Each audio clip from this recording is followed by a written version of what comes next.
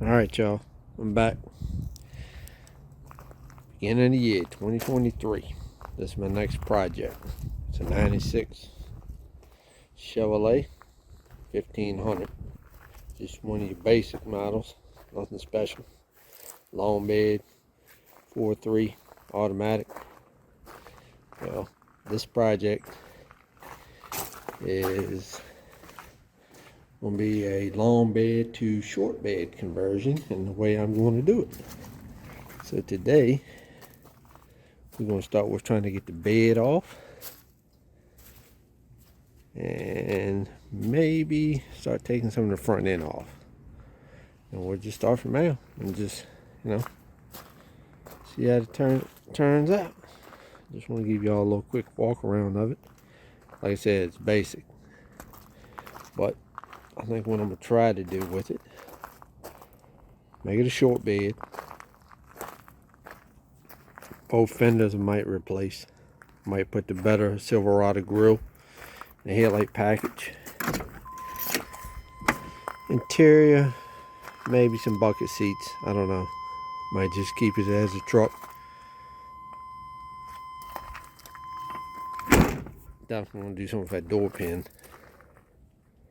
All in all, that's where we're going to start. 96 C1500 two-wheel drive. Long bed. Into a short bed. Alright, so let me get to work. Try to get this bed off here. Alright, y'all.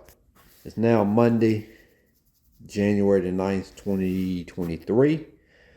Over the weekend, I got the bed off. Started working on the front end. I got the hood and the grill. I got that off. By the end of the week, I'm going to try to get the fenders, all the seats, the doors, all that cab off. Because anything up here can stay. It's not in my way. And then we're going to start working on this back here. Well, let me explain to you what I'm going to do. I've seen a couple of OBS short bed conversions on YouTube. And what I've seen everybody doing, they're trying to cut right here. And they're trying to section this part. And then moving this shackle up here and re-welding it. Well, when you do that, you're changing the geometry of this. And I don't know if this camera's going, my phone will pick it up or what. As you can tell, them frame rails are not straight. The frame rails on this truck, they curve. Both sides, they curve. All right, so you're basically taking out the factory curvature of this frame. So what I need to do is, as y'all can tell, this part right here under the cab is perfectly straight. Now what I did is I went to my neighbor's. He's got a OBS short bed, and I measured from his front cab mount to his rear shackle. It's 51 inches. All right, so I did the exact same thing. Measure from my front cab mount to my rear shackle, front shackle, 69 inches. Okay, so that's the 18 inches that everybody's been taking out to make a short bed. Well, when you do it that way, the way I want to do it, by cutting up underneath here, all you got to move is this and this cab mount. All your factory suspension, rear suspension, stays the same. You're not changing any kind of geometry of this curvature. I mean, you look down that angle, it's not perfectly straight. So it's better to leave this and just move it forwards. Then that way the curvature will start right here, right where it's supposed to. On his truck, it starts curving right when it passes the cab.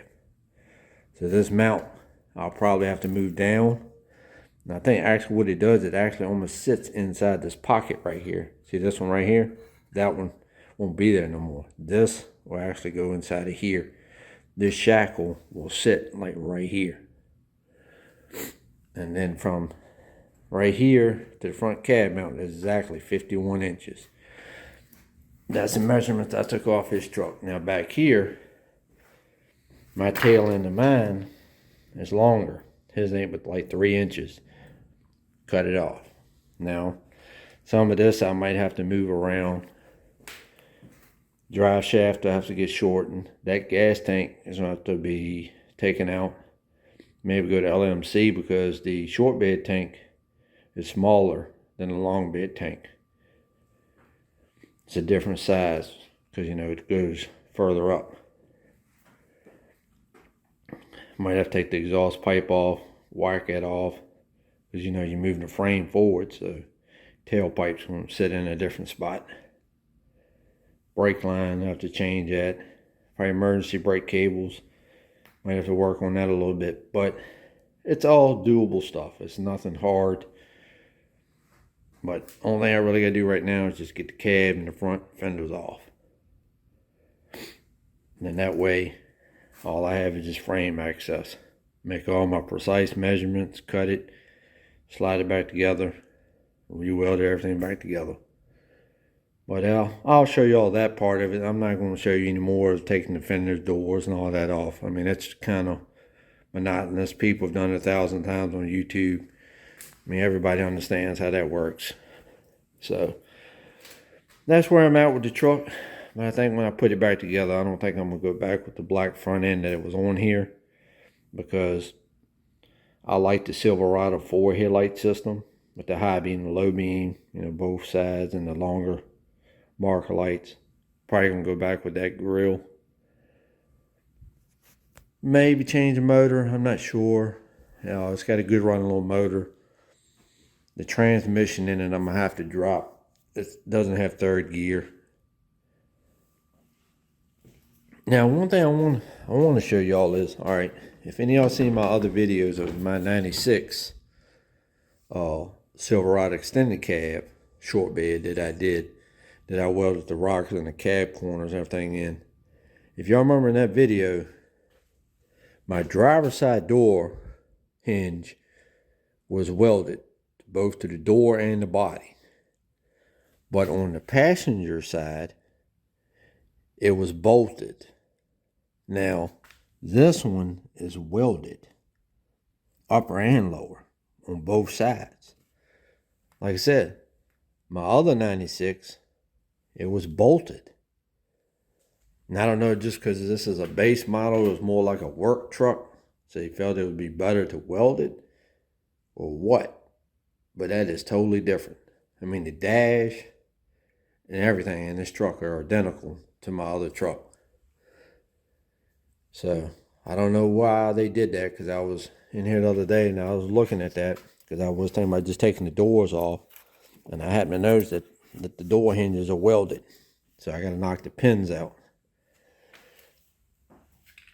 So some of the things is a little bit different per model.